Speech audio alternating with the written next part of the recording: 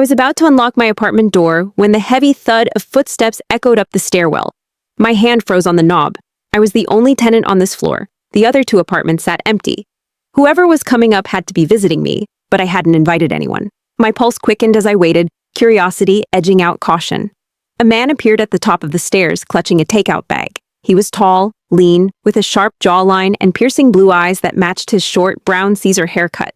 His face carried a rugged intensity, like he'd seen more than he cared to share. He was striking, almost unfairly so. "Hi," I said, my voice softer than I intended. He barely flicked his gaze my way, offering no response as he strode to one of the vacant apartments. Keys jangled in his hand as he unlocked the door and disappeared inside.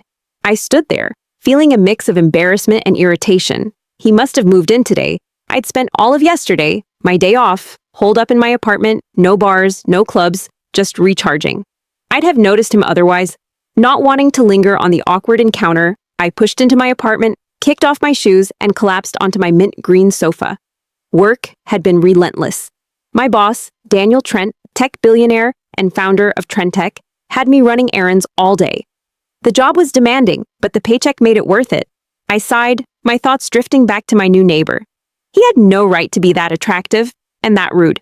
A simple hi wouldn't have killed him. The next morning, I stood before my vanity mirror, smoothing out my gray thigh-length dress. I'd been putting more effort into my appearance lately, aiming to feel confident and sharp every day. I patted my blonde hair, touched up my red lipstick, and grabbed my bag. As I did, my phone buzzed inside. A text from my landlord. "The elevator has been fixed. You can use it now." Relief washed over me. Climbing those stairs daily had been a nightmare. I slung my bag over my shoulder and stepped out, locking my door just as my neighbor emerged from his apartment. Phone pressed to his ear. "Fuck you, Damien," he snapped, his voice low and venomous. "No, you don't get to call the shots here. I'm pissed enough to put you in the ground." I froze, my key still in hand. His temper was as sharp as his looks. No wonder he'd brushed me off yesterday. He was dressed in a checkered shirt and jeans, still unfairly handsome, but he didn't spare me a glance as he stormed toward the elevator. I followed at a distance, trying not to stare, though my curiosity burned. Inside the elevator, he stood in front of me, still on his call. "Enough, Damien, I'm done." He jabbed the end button and shoved the phone into his pocket, his jaw tight. The elevator stopped at a lower floor, and 3 people stepped in. A woman, Rose, slid between us, and I exhaled in relief. She was one of the few people in the building I actually talked to. She'd brought me cupcakes when I moved in. "How are you, Madison?" she asked, smiling. "Good, Rose," I said, edging slightly away to keep some space. "Glad to hear." She turned to my neighbor. "And you, Killian?" "How are you?" Killian. The name suited him, sharp, dangerous, and annoyingly fitting for his brooding vibe. "Doing fine, Rose. You?" he replied, his tone civil but clipped. "Never better," she said brightly. I raised an eyebrow. So he could talk to people, just not me. Maybe he was selective, or maybe I'd caught him at a bad moment. Either way, I wasn't impressed. "So, Killian, where are you headed?" Rose asked. "I know you work nights." "Central. Need to grab some groceries. The store's close by." He could hold a conversation too. Great. "Don't you pass Central on your way to work, Madison?" Rose said, turning to me with a gleam in her eye. I blinked. Yeah, I do." What was she playing at? "Perfect," she beamed at Killian. "You could ride with Madison. You two are neighbors after all. I'm sure she wouldn't mind." "No thanks," Killian said flatly, not even looking at me. My cheeks burned. Arrogant jerk. "Oh, come on, Killian. You mentioned your car's in the shop," Rose pressed. "Do you mind, Madison?" I did mind. His attitude was grating, but my traitorous curiosity won out. Maybe a car ride would crack his icy exterior. "It's fine," I said. "I can drop you off." "You don't have to," he said, finally meeting my eyes for a split second. His gaze was unreadable, but it sent a shiver through me. "Don't be silly," Rose said. "It's a great chance to get to know each other. Right, Madison?" "Sure," I said, forcing a smile. I wasn't looking for a new best friend, but I wouldn't mind figuring out what made this guy tick. "Fine," Killian muttered, clearly reluctant. The elevator dinged, and we stepped out onto the ground floor. I led the way to my car, hyper-aware of him trailing behind me.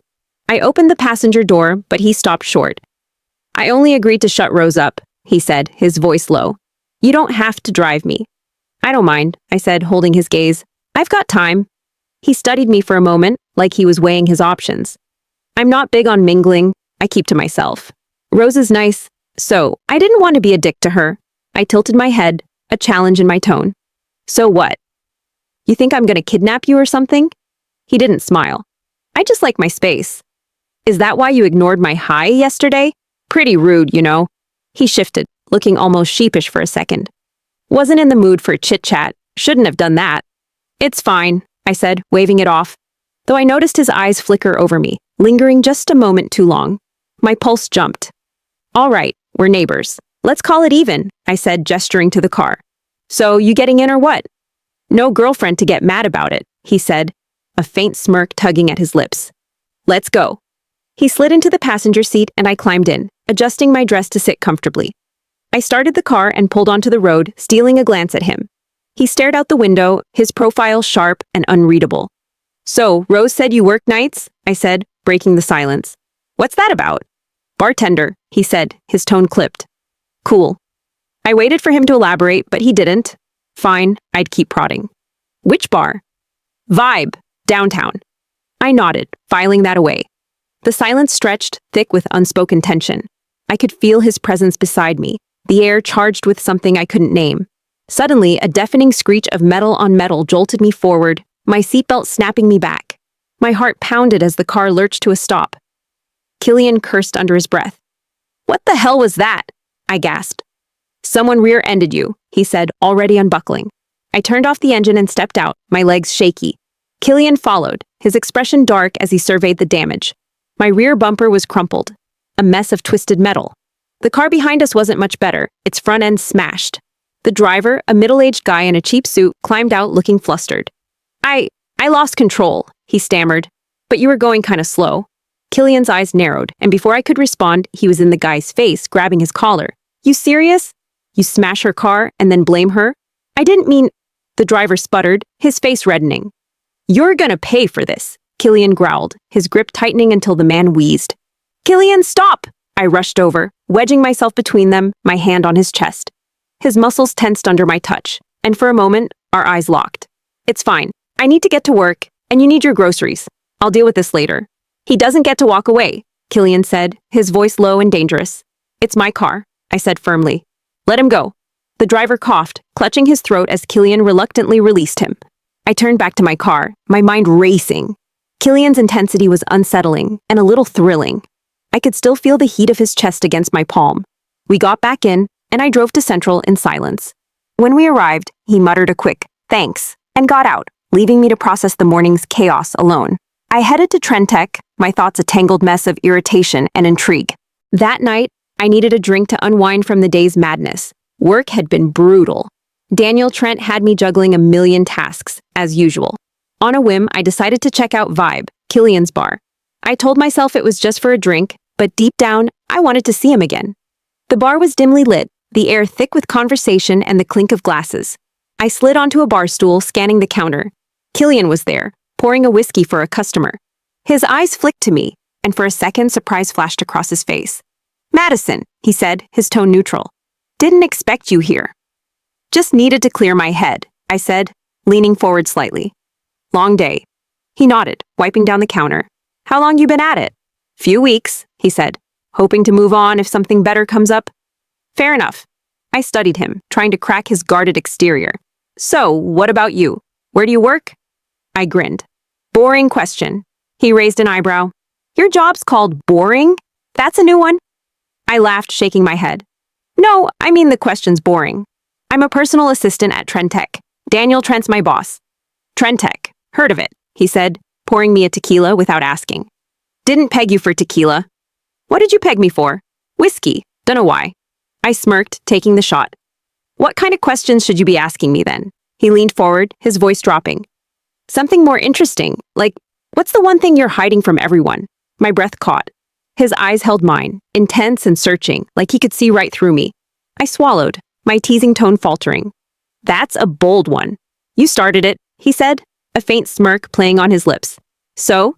I'm not hiding anything, I lied, my heart racing. What about you? What's your secret? He chuckled, low and cryptic. Wouldn't you like to know? I leaned closer, the bar counter the only thing between us. Maybe I would. For a moment, neither of us moved, the air crackling with tension. Then he straightened, breaking the spell. Another drink? I shook my head, suddenly overwhelmed. Think I'm good. See you around, Killian. I slid off the stool and left, my pulse still hammering.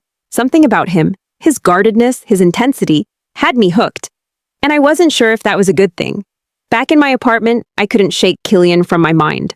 I paced my bedroom, restless, replaying our interactions. The way he'd grabbed that driver, the way he'd looked at me in the bar.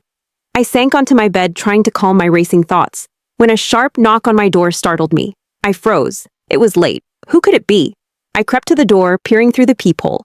Killian stood there, his expression unreadable. My heart skipped a beat as I opened the door. "What are you doing here?" I asked, my voice steadier than I felt. "You left the bar in a hurry," he said, leaning against the doorframe. "Thought I'd check if you were okay." I crossed my arms, skeptical. "Since when do you care?" He smirked, but there was something softer in his eyes. "Maybe I'm not as much of a dick as you think." I raised an eyebrow. "Could have fooled me." He stepped closer, his voice low. "You're curious about me, Madison. I can tell. But you should know. I'm not the neighborly type." My breath hitched. "Then why are you here?" He hesitated, his gaze flickering over me. "Because you're making it real hard to stay away." Before I could respond, he turned and walked back to his apartment, leaving me standing there, my mind reeling. I closed the door, my heart pounding. Killian was a puzzle, rude one minute, protective the next, and now, what? Flirting? Warning me off? Whatever game he was playing, I was already too deep to back out. Days later, I noticed Killian's apartment was quiet. His sister returned, but he was gone. No sign of him at Vibe either. I didn't ask questions. Whatever had sparked between us was over before it began. But late at night, when I passed his door, I couldn't help wondering what might have happened if I'd pushed harder, dug deeper. Killian was a mystery I'd never solve, and maybe that was for the best.